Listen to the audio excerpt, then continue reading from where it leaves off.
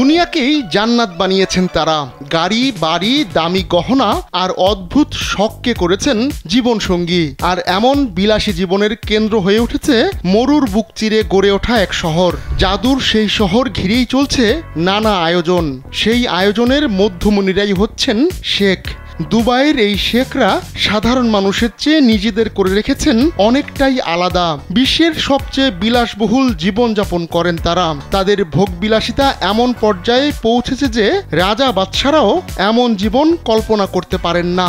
আকাশচুম্বী সব অট্টালিকায় বসবাস তাদের। চড়েন সোনার তৈরি গাড়িতে, খাবার দাবারও যেন সোনায় মোড়া। দুবাইয়ের এই শেখদের নিত্য নতুন শখ আহ্লাদ দেখে যে কারো চোখ উঠবে কপালে।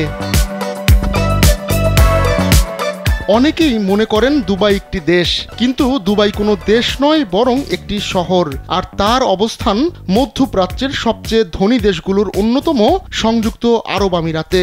সেই দেশেই রয়েছে 7টি রাজ্য। সেগুলোরই একটি রাজ্য ও রাজধানীর নাম হচ্ছে দুবাই। এই শহরই বিশ্বের কাছে এক স্বপ্নপুরী। বিলাসিতা আর আভিজাত্যে পেছনে ফেলেছে বিশ্বের নামি দামি সব শহরকে। কি নেই এখানে!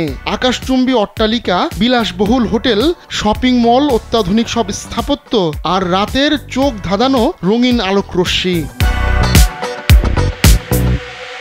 রয়েছে বুর্জ খলিফার মতো বড় বড় অট্টালিকা, আর তার পাদদেশ ছুঁয়ে কলকল ধ্বনিতে বইছে সুদৃশ্য দুবাই ফাউন্টেন। অথচ একসময় এই দুবাই ছিল মরুর রাজ্য। চারদিকে ধুধু বালিকণা আর মরিচিকা ছাড়া অস্তিত্বই ছিল না কিছুর। একদিন আমিরাতের শেখরা পণ করেন মরুর বুকেই গড়ে তুলবেন সুরম্য ভবনের নগরী। যে নগরী হবে রূপকথার, যেখানে সারা পৃথিবী থেকে আসবে মানুষজন।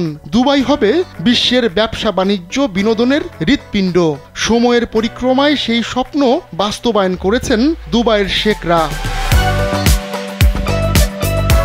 আমিরাতের 7 রাজ্যের মধ্যে জনসংখ্যা সবচেয়ে বেশি দুবাইয়ে। এখানে বাস করে 35 লাখ মানুষ, তবে তাদের অধিকাংশই বিদেশি। তাদের মধ্যে রয়েছে বাংলাদেশি, ভারত ও পাকিস্তানের প্রবাসীরা।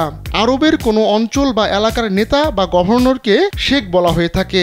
আবার সিনিয়র নাগরিকদের জন্য সম্মানসূচক উপাধিও এই শেখ। দুবাইয়ে বিশ্বের সবচেয়ে ধনী ও প্রভাবশালী ব্যক্তিদের অনেককেই শেখ বলা হয়। দুবাইয়ে এমন শেখ রয়েছেন প্রায় 52,000। তাদের প্রত্যেকেই কোটি কোটি টাকার মালিক। তারা রাজা বাদশাহ বা শাসক না হয়েও এমন জীবনযাপন করেন যা রাজা বাদশাদেরও হার মানায়। তবে পুরো দুবাই শহরের শাসনভার ন্যস্ত 3 জন শেখের হাতে।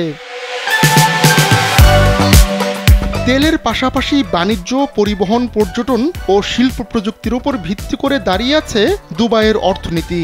বিশাল সেই অর্থনীতির প্রায় পুরোটাই নিয়ন্ত্রণ করেন শেখরা। তাদের হাতে রয়েছে অঢেল টাকা।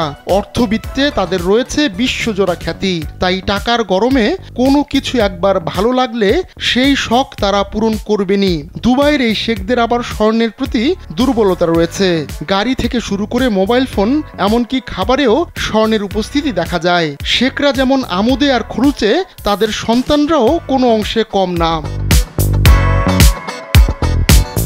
আজব এই শহর দুবাইয়ে রয়েছে এমন এটিএম বুথ, যেখান থেকে টাকা নয়, বোতাম চাপলেই বেরিয়ে আসে স্বর্ণের বার। এই গোল্ড ভেন্ডিং মেশিনে নগদ টাকা দিলেই বেরিয়ে আসে খাঁটি স্বর্ণের বার। আজব এই শহর আবার অনেক ক্ষেত্রেই অন্যদের চেয়ে আলাদা।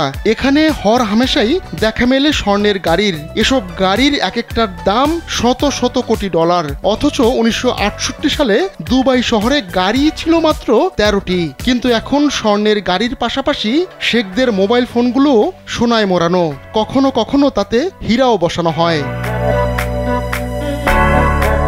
দুবাইয়ের শেখরা স্বর্ণ এতটাই পছন্দ করেন যে তাদের খাবারের মধ্যেও থাকে অত্যন্ত দামি এই ধাতু। তাই তাদের পছন্দ অপছন্দের কথা মাথায় রেখে দুবাইয়ে গড়ে উঠেছে এমন সব রেস্তোরাঁ। এই শহরেই পাওয়া যায় 23 ক্যারেট স্বর্ণের তৈরি বিশেষ কেক। খেতে সাধারণ হলেও এটি পৃথিবীর সবচেয়ে দামি কেক, আর তা খেতে পারেন কেবল শেখরাই।